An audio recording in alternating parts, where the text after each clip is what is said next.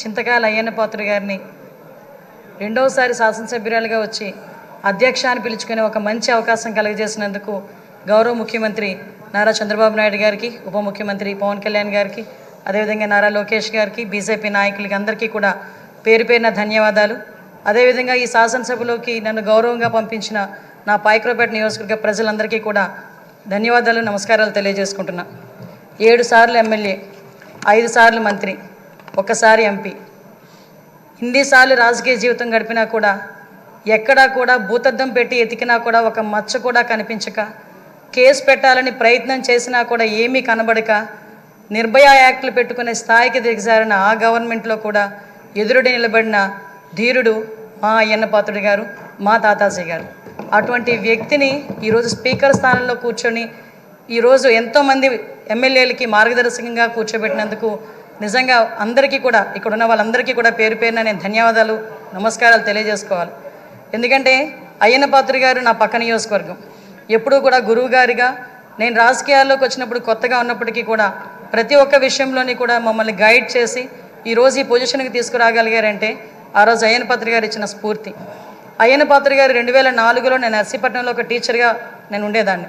ఎందుకంటే ఈ ఒక్క ముక్క చెప్పాలి, ఎందుకంటే ఈ ఎన్డీఏ గవర్నమెంట్ కానీ తెలుగుదేశం పార్టీ గవర్నమెంట్ కానీ ఒక సామాన్యులను తీసుకొచ్చి శాసనసభలో కూర్చోబెట్టి శాసనాలు తీర్చిదిద్దే విషయంలో ముందు కూర్చోబెడుతున్నారన్న విషయాన్ని తెలియజెప్పడానికి ఒక విషయం చెప్పాలి. 2004లో నేను టీచర్గా నర్సీపట్నంలో పనిచేస్తున్నా. ఆ టైంలో గౌరవ స్పీకర్ గారు అక్కడ ఎమ్మెల్యే. ఆ రోజు నేను వెళ్ళి మీకు బొకే కూడా ఇచ్చున్నా, మీ జన్మదినానికి వచ్చి మేము శుభాకాంక్షలు తెలియజెప్పడానికి యాజ్ ఎ టీచర్గా. మళ్ళీ ఈరోజు ఇక్కడ కూర్చొని ఒక శాసనసభలో ఒక మంత్రిగా, ఒక స్పీకర్గా మీకు ధన్యవాదాలు తెలియజేసుకునే ఒక మంచి అవకాశం ఇచ్చినందుకు తెలుగుదేశం పార్టీ అధినేతగా చంద్రబాబు నాయుడు గారికి అందరి తరపున నేను ధన్యవాదాలు, నమస్కారాలు తెలియజేసుకోవాలి. ముఖ్యంగా మీరు చాలామంది ఇప్పుడు చెప్పారు, 40 సంవత్సరాల సుదీర్ఘ రాజకీయ చరిత్ర, ఎక్కడా కూడా మచ్చలేదు. ఎన్నో పోర్ట్ఫోలియోలు చేశారు, ఎంపీగా చేశారు. అతి ముఖ్యంగా ఒక సామాన్యుడికి అతి దగ్గరగా ఉండి కార్యకర్తకి భరోసాగా నిలబడి అయ్యన్న పాత్రుడు అంటే ఒక బ్రాండ్గా నిల్చున్న వ్యక్తి మీరు. ఇవన్నీ జరగడమే కాకుండా మొన్న 2019 అంటే ఇంతవరకు మనం ఎంతవరకు పనిచేసామనేది ఒక ఎత్తు అయితే 2019 నుంచి 2024 వరకు ఉన్న పీరియడ్ని మనం ఒక బ్లాక్ పీరియడ్ కింద తీసుకోవాలి రాజకీయ చరిత్రలోనే. ఎందుకనంటే ఒక శాసనసభ నడిపించడం చేత కాదు, ఒక అడ్మినిస్ట్రేషన్ చేయడం చేత కాక ఒక నియంత పరిపాలనలో ఆంధ్రప్రదేశ్ రాష్ట్రం అట్టడుగుపోయిందన్న సంగతి మనందరికీ తెలుసు.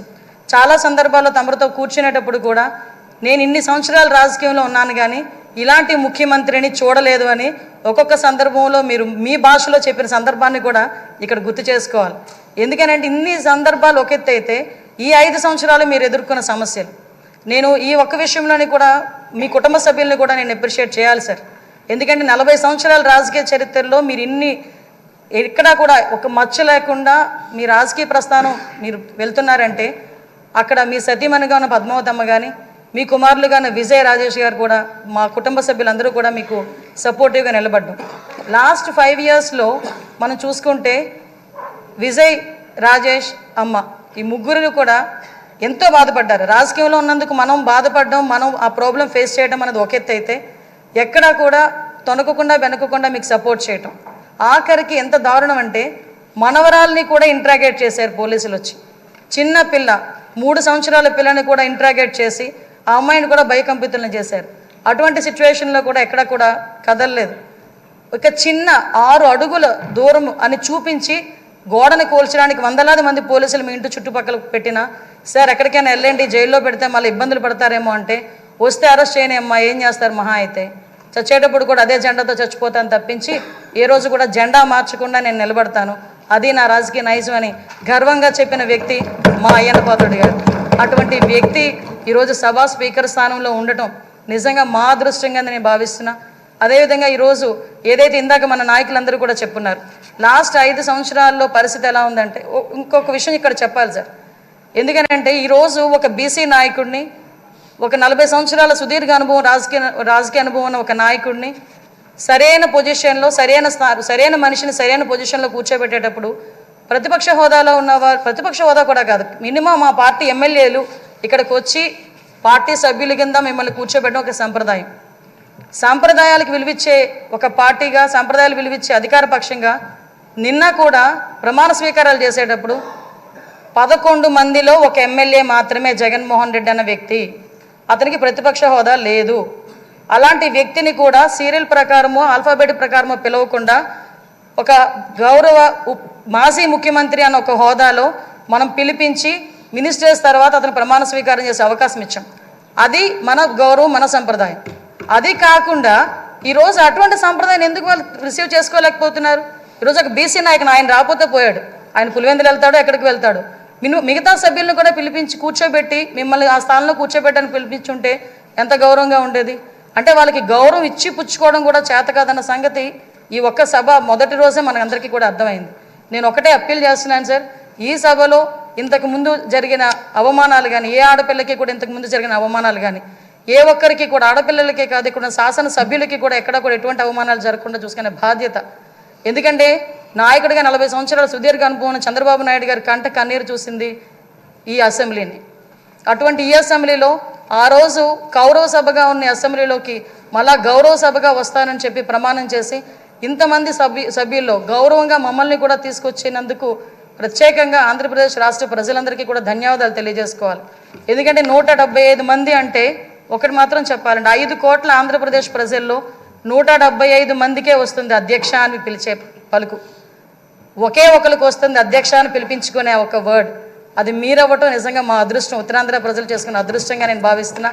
అటువంటి ఉత్తరాంధ్ర నుంచి వచ్చిన మీరు ఈరోజు ఇందాక పెద్దలు గౌరవనీయులందరూ చెప్పినట్టుగా ఉత్తరాంధ్ర ప్రజలకే కాదు ఆంధ్రప్రదేశ్ రాష్ట్ర ప్రజలకి, అదేవిధంగా భారతదేశంలోని స్పీకర్లందరికీ కూడా ఆదర్శప్రాయంగా ఉంటారని నేను మనస్ఫూర్తిగా నమ్ముతున్నా. మీకు ఆ బ్యాలెన్సింగ్ ఉంది సార్. చాలామంది ఏమనుకుంటారంటే మనం స్పీడ్ అవుతామేమో అనుకుంటారు, కానీ మీకు ఆ బ్యాలెన్సింగ్ ఉందన్న సంగతి నాకు తెలుసు. ఎందుకంటే మిమ్మల్ని అతి దగ్గరగా మీ కుటుంబ సభ్యురాలుగా నన్ను ఎప్పుడు కూడా ఒక కూతురుగా చూసుకుంటారు. అమ్మ కూడా ఎప్పుడు కూడా మమ్మల్ని అందరినీ కూడా ఆదరిస్తారు. మీకు ఇంకొక విషయం చెప్పి ముగిస్తాను సార్. నేను లాస్ట్ టైం గవర్నమెంట్లో ఏదైతే ఆడపిల్లల మీద ట్రోలింగ్ కానీ, సోషల్ మీడియాలో ట్రోలింగ్స్ కానీ, అదేవిధంగా వ్యక్తిగతంగా మాట్లాడడం కానీ, మీరే కాదండి అక్కడున్న చాలామంది అండి సోషల్ మీడియాలో బాధలు పడ్డాం. బయటకు వస్తే నోటుకు వచ్చినట్టు తిట్టారు. మీతో పాటు మాకు కూడా 23 కేసులు ఇంచుమించుగా కేసులు పరంపర నడుస్తుంది. మీరు నేను కలిపి ఉన్న కేసులు చాలా ఉన్నాయి, ఇంచుమించు 4-5 కేసులు ఉన్నాయి. ఇవన్నీ మళ్ళీ పునరావృతం కాకుండా రాబోయే తరాల వారికి ఒక శాసనసభ అంటే ఇలా ఉండాలి. లాస్ట్ 5 years చాలామంది నాతో చెప్పారు, మేము పిల్లలతో కూర్చొని శాసనసభ చూడలేకపోతున్నాం.